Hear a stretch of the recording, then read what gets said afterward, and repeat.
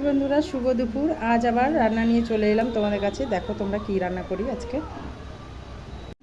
করছি যে করলা আলু ভাজা, আলু দিয়ে এই আলু পোস্ত বানাবো।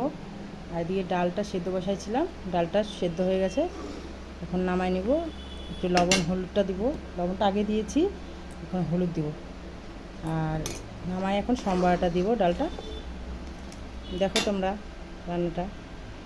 তেজপাতা, শুকনো লঙ্কা আর জিরা আর কালো জিরা দিয়ে দিচ্ছি সম্বারটা। আর একটু পেঁয়াজ দিলাম অল্প করে, আগে তো পেঁয়াজ দিচ্ছি ডালে, এখন ডালটা সম্বারে দিয়ে দিচ্ছি।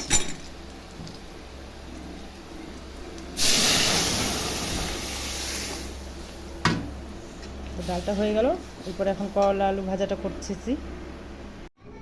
এখন করলা আলুটা ভেজে নিব। কড়াই তেল দিয়ে দিচ্ছি, কালো জিরা দিয়ে দিলাম,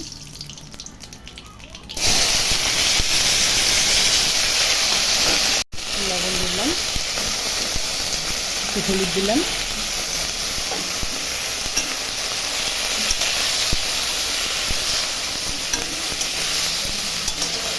তারপরে এখন একটু ঢাকা দিয়ে দিলাম।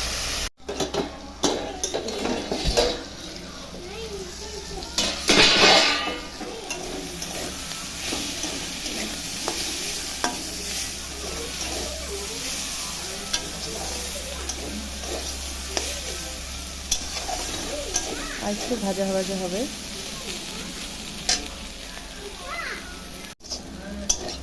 আমার আলু কলাটা ভাজা হয়ে গেছে, এখন নামাই নিব, তারপরে আলু পোস্তটা বানাবো। কালো জিরা ফোড়ন দিচ্ছি, এখন আলুটা দিয়ে দেবো।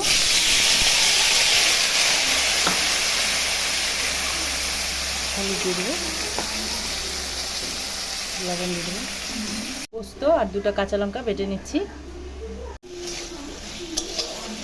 আলুটা একটু ভাজা ভাজা হয়ে গেছে, এখন এই পোস্ত বাটাটা দিয়ে দিচ্ছি।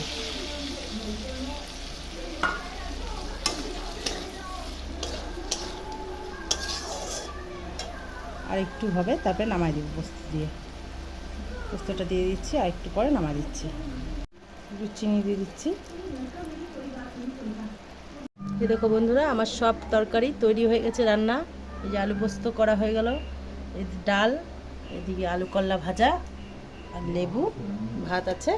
তো দুপুরকার লাঞ্চ করে নিচ্ছি, তোমরাও করে নাও বন্ধুরা। টাটা বন্ধুরা।